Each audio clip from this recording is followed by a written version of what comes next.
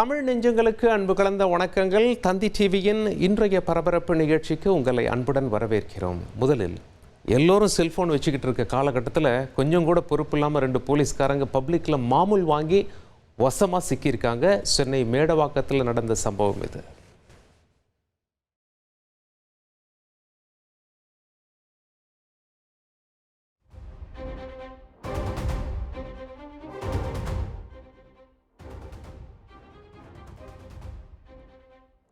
தள்ளுவண்டி கடைக்காரர்கிட்ட போலீஸ்காரங்க மாமூல் வாங்கின வீடியோ வேகமாக பரவிட்டு இருக்கு. இதனை பார்த்த மேலதிகாரிங்க மாமூல் வாங்கினதா காவலர்கள் திருமுருகன், வெங்கடேசன் மீது துறை ரீதியாக நடவடிக்கை எடுத்து காவல் கட்டுப்பாட்டு அறைக்கு மாற்றியிருக்காங்க.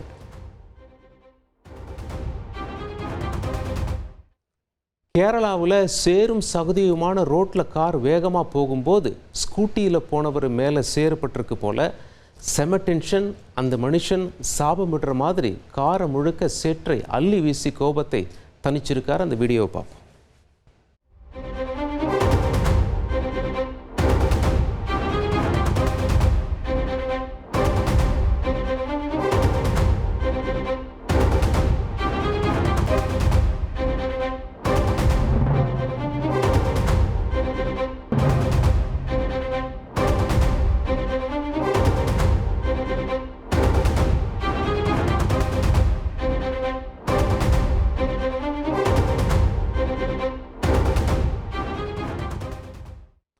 கள்ளக்குறிச்சி மாவட்டம் உளுந்தூர்பேட்டை மெயின் ரோட்டில் கொஞ்சம் கூட பயம் இல்லாமல் ITI படிக்கிறவங்க 5 பேர் ஒரே பைக்கில் ட்ராவல் பண்ணி அட்ராசிட்டி செஞ்ச வீடியோ அதிர்ச்சியை ஏற்படுத்தியிருக்கு.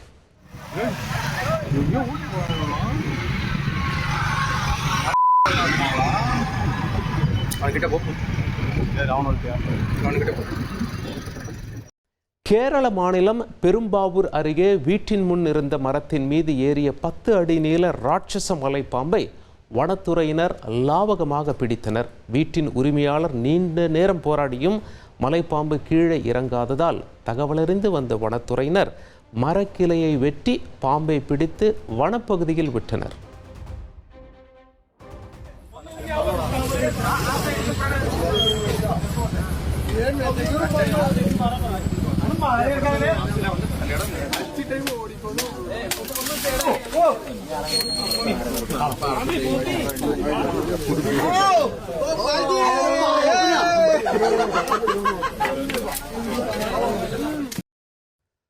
தான் இறந்து விட்டதாக வதந்தியை பரப்பிய யூடியூப் தன்னுடைய ஸ்டைலில் இயக்குனர் பார்த்திபன் கடுமையாக சாடி இருக்கிறது பரபரப்பை ஏற்படுத்தி இருக்கு. இதுபோன்ற செய்திகள் மரணமடைய வேண்டும் எனவும் இதை தயாரிப்பவர்கள் வாய்க்கரிசிக்காக செய்தாலும் மற்றவர்களின் மனதை பிணமாக்கி அதை கொத்தி தின்னும் கேவல பிறவியாக வாழ வேண்டுமா என சம்பந்தப்பட்டவர்களிடம் தாயோ தாரமோ யோசிக்க வேண்டும் எனவும் சாடியுள்ளார். இதுபோன்ற நபர்கள் திருந்துவதற்கு சுடுகாட்டு சுடலை சாமியோ அல்லது 6வது அறிவோ உதவ வேண்டும் எனவும் பார்த்திபன் ஆதங்கத்துடன் பதிவிட்டுள்ளார். மதுரையில் ஒரு மாணவருக்கு நேர்ந்த ராகிங் கொடுமை வீடியோ தமிழ்நாட்டையே அதிர வச்சிருக்கு. மதுரை மாவட்டம் திருமங்கலம் வட்டம் செக்கானூரணியில் அமைந்துள்ள ITI கல்லூரி விடுதியில் ராகிங் விவகாரத்தில் 3 மாணவர்கள் மீது வழக்கு பதியப்பட்டுள்ளது. விடுதியில் தங்கியிருந்த ஒரு மாணவரை உடன்படிக்கும் சக மாணவர்கள் கூட்டமாக தாக்கியதாக வீடியோ ஒன்று சமூக வலைதளத்தில் பரவி வருகிறது. அந்த மாணவரை நிர்வாணப்படுத்தி காலணியால் தாக்கி துன்புறுத்துவது போன்ற காட்சிகள் இடம்பெற்றுள்ளன.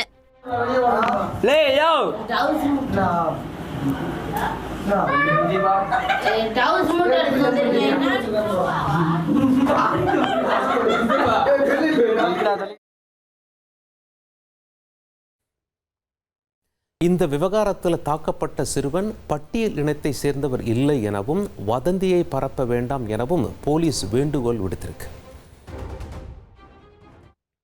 தர்மபுரி மாவட்டத்தில் பரிகார பூஜை செய்வதாக அழைச்சிட்டு போய் பெண்ணை கொல்ல முயற்சி செய்த வழக்கில் தனிப்பிரிவு SSI ஒருத்தரை போலீஸ் கைது செஞ்சிருக்காங்க. பாப்பாரப்பட்டியில் கருத்து வேறுபாடு காரணமாக கணவரை பிரிந்து வாழும் பெண் ஒருவர் கணவர் தன்னிடம் தகராறில் ஈடுபட்டு வருவதாக கூறி காவல் நிலையத்தில் புகார் அளித்துள்ளார். அங்கு தனிப்பிரிவு SSI-யாக பணியாற்றி வந்த ராஜாராம் என்பவர் புகார் அளிக்க வந்த பெண்ணிடம் ஆசை வார்த்தை கூறி தகாத உறவில் ஈடுபட்டுள்ளார். இது குறித்து தகவல் காவலர் ராஜாராம் குடும்பத்தினருக்கு தெரியவர அந்த பெண்ணை அதே பகுதியில் உள்ள பெருமாள் கோவிலுக்கு வரவழைத்து கிணற்றில் தள்ளி கொலை செய்ய முயன்றுள்ளனர். இதில் அதிர்ஷ்டவசமாக உயிர் தப்பிய பெண் அளித்த புகாரின் பேரில் SSI ராஜாராமை கைது செய்த போலீசார் விசாரணை நடத்தி வருகின்றனர். அமெரிக்க அதிபர் டிரம்பின் பாதுகாப்பு வாகன வருகைக்காக நியூயார்க் நகரில் பிரான்ஸ் அதிபர் இமானுவேல் மெக்ரான் போலீசார் தடுத்து நிறுத்தியதால் பரபரப்பு ஏற்பட்டது. அமெரிக்க அதிபர் டிரம்புக்கு கால் செய்து மெக்ரான் புகார் அளித்ததை அடுத்து போலீசார் அனுமதி அளித்தாலும் 30 நிமிடங்கள் மெக்ரான் நடந்தே சென்றார். I'm sorry, President. I'm really sorry. Just that everything's in frozen right now. There's a motorcade coming right now. I'm sorry. If you don't see it, let me cross. How are you? Guess what? I'm waiting in the street because everything is frozen for you. இவ்வளோ நாளாக celebrity couples தான் அதிகமாக divorce பண்ணிட்டு பிரிஞ்சு போயிட்டு இருக்காங்க அப்படின்னு சொல்லி பொதுவாக ஒரு மைண்ட் செட் இருந்தது. ஆனால் சமீபத்தில் வெளியான ஒரு RTI ரிப்போர்ட் டிவோர்ஸ் கேஸ் எதிர் வீட்லேயும் இருக்குது, மேல் வீட்லேயும் இருக்குது, ஏன் உங்கள் வீட்டில் கூட இருக்குது அப்படிங்கிற உண்மையை உறக்க உணர்த்தி இருக்கிறது. கடந்த ஜூன் மாதம்தான் கேரளாவில் விவாகரத்தான மற்றும் கணவரை இழந்த பெண்களை மோட்டிவேட் செய்ய இளம்பெண் ஒருவர் டிவோர்சி கேம்ப் நடத்தி வருவதை பற்றிய சிறப்பு செய்தியை ஒளிபரப்பியிருந்தோம். ராஃபியா அலி என்பவர் பிரேக் ஃப்ரீ ஸ்டோரிஸ் என்கிற இணைய பக்கத்தின் மூலம் தனிமையிலும் மன அழுத்தத்திலும் வாடும் பெண்களையும் ஜாலி ட்ரிப்புகளுக்கு அழைத்து சென்று அவர்களின் வாழ்க்கையில் புது நிறங்களை பூசி வருவது அந்த செய்தியின் சாரமாக இருந்தது. தந்தி டிவியின் யூடியூப் சேனலிலும் வெளியான இந்த பிரத்யேக பேக்கேஜின் கமெண்ட் செஷனில் இந்த பெண்களுக்கு ஆதரவு தெரிவித்த நூற்றுக்கணக்கானோர் இருந்தாலும் சிலர் அலிமோனி பணத்தில்தான் இப்படி ஆட்டம் போடுகிறார்கள் என்று எமோஷனலாக பொங்கியிருந்தனர். இந்த சூழலில்தான் கேரளாவிலிருந்து தற்போது வெளியாகியுள்ள மற்றொரு ரிப்போர்ட் ஓமன பெண்களுக்கு வலைவிரிக்கும் தமிழ்நாட்டு மன்மதன்களையும் மலர் டீச்சராக மாற நினைக்கும் ஜிமிக்கி பெண்களையும் தற்போது அதிர்ச்சியடைய வைத்திருக்கிறது. ஆம், கேரளாவில் சட்டப்பூர்வமாக விவாகரத்து கோருபவர்களின் எண்ணிக்கை பல மடங்கு அதிகரித்திருப்பதாக RTI மூலம் பெறப்பட்ட ரிப்போர்ட் வெளியாகி பெரும் சலசலப்பை ஏற்படுத்தியுள்ளது. ஆண்டுக்கு சுமார் 1.10 லட்சம் திருமணங்கள் பதிவாகும் நிலையில் சுமார் 30,000க்கும் மேற்பட்டோர் விவாகரத்து கோரி நீதிமன்றத்தில் வழக்கு தொடுத்துள்ளதாக அந்த RTI ரிப்போர்ட் உறுதிப்படுத்துகிறது. இதில் கணிசமானவர்கள் முந்தைய ஆண்டு திருமணம் செய்து கொண்டு ஓர் ஆண்டிற்குள்ளேயே விவாகரத்து கோரியிருப்பதாகவும் கூறி பகீர் கிளப்புகின்றனர். திருமணம் என்பது 1000 காலத்து பயிர் என்ற பழமொழி திருமண வாழ்க்கை தலைமுறைகளை கடந்து வளர வேண்டும் என்கிறது. ஆனால் தற்போதுள்ள டிஜிட்டல் தம்பதிகளோ திருமணமாகி 100 நாள் கடந்து விட்டாலே லைஃப் ரன்னிங் சக்சஸ்ஃபுல்லி என ஸ்டேட்டஸ் போட்டு இன்னும் சேர்ந்தே வாழ்கிறோம் என்பதை சமூகத்திற்கு காட்ட வேண்டிய நிர்பந்தத்தில் சிக்கியுள்ளனர். இதோடு சாதி, மதம், இனம் கடந்து அனைத்து தரப்பினரும் விவாகரத்தை தேடி நீதிமன்றத்திற்கு வருவதாகவும் காதல் திருமணம் செய்து கொண்டவர்கள் கூட இனி ஒரு நிமிடம் கூட சேர்ந்து வாழ முடியாது என்கிற முடிவோடு விவாகரத்து கோரி விண்ணப்பிப்பதாகவும் வழக்கறிஞர்கள் வேதனையோடு தெரிவித்துள்ளனர். ஒருபுறம் விவாகரத்தான பெண்களின் வாழ்க்கையில் புத்துணர்வை பாய்ச்ச டிவோர்ஸ் ஹீலிங் கேம்புக்கு ஆதரவு அதிகரித்து வரும் நிலையில் மற்றொரு புறம் விவாகரத்து கோரி விண்ணப்பிப்பவர்களின் எண்ணிக்கையும் கணிசமாக உயர்ந்து கொண்டே இருப்பது பெரும் அதிர்ச்சியை ஏற்படுத்தியுள்ளது.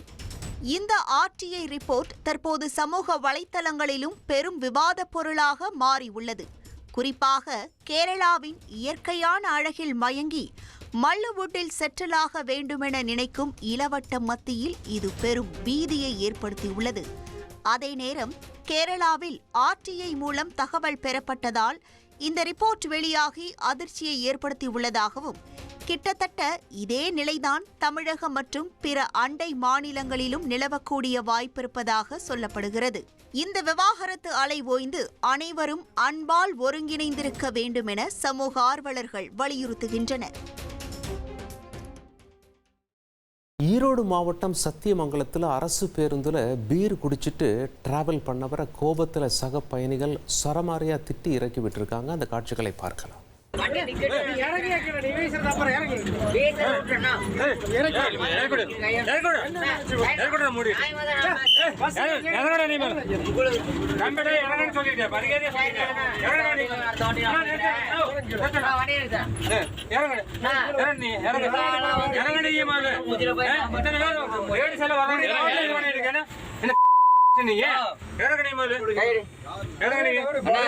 யார் மூஞ்சில வீசக்கூடாது நான் வெளியே வச்சுட்டு இருக்கிறேன்.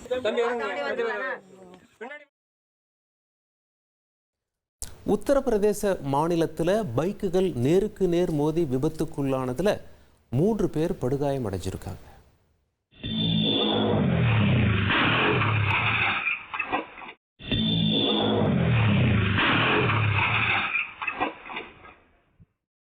ராஜஸ்தானில் பெட்ரோல் பங்க்ல புகுந்த முகமூடி கும்பல் ஊழியர்களை தாக்கி பணத்தை கொள்ள அடிச்ச சம்பவம் பரபரப்பை ஏற்படுத்தியிருக்கு.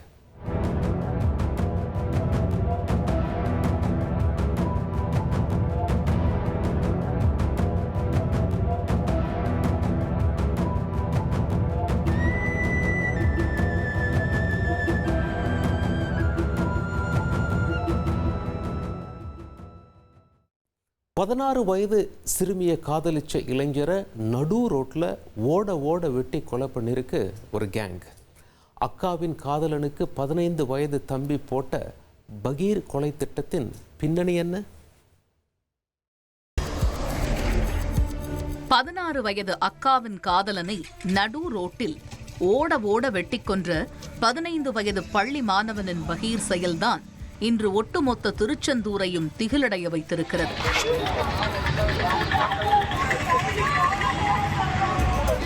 அக்காவை அழைத்துக் கொண்டு பாண்டிச்சேரிக்கு லவ் ட்ரிப் சென்ற ஆத்திரத்தில் வருங்கால அத்தானை அறுத்து போட போவதாக வாட்ஸ்ஆப்பில் ஸ்டேட்டஸ் போட்டுவிட்டு இப்படி ஒரு பயங்கரத்தை செய்திருக்கிறார் அந்த சிறுவன்.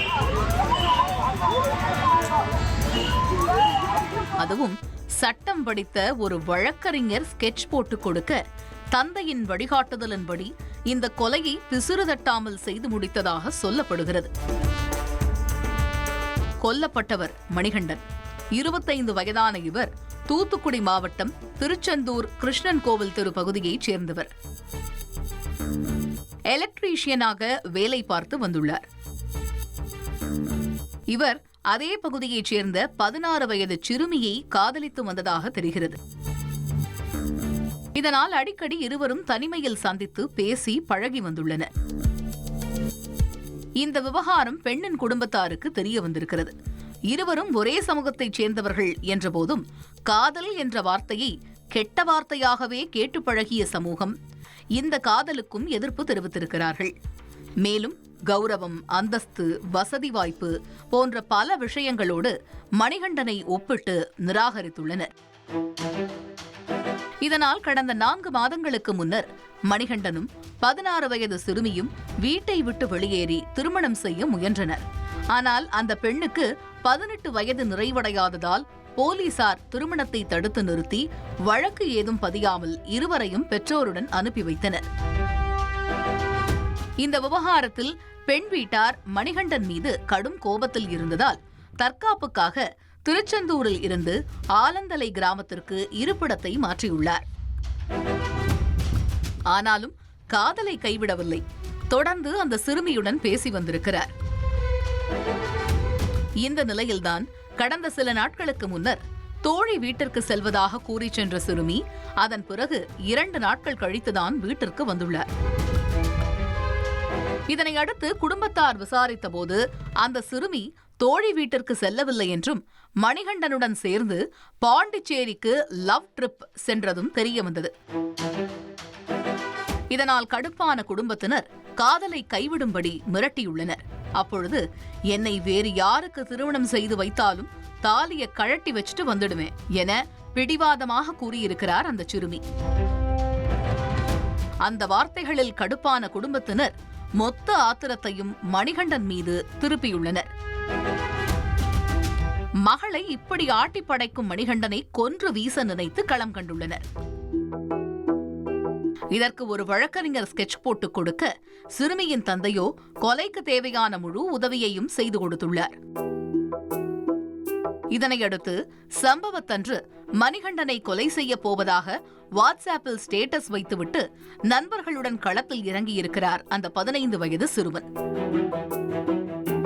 சம்பவத்தன்று வேலைக்கு செல்ல வீட்டில் இருந்து பைக்கில் புறப்பட்ட மணிகண்டனை தோப்பூர் அருகே இடைமறித்த 3 பேர் கொண்ட கும்பல் திடீரென வெட்டத் தொடங்கியுள்ளது.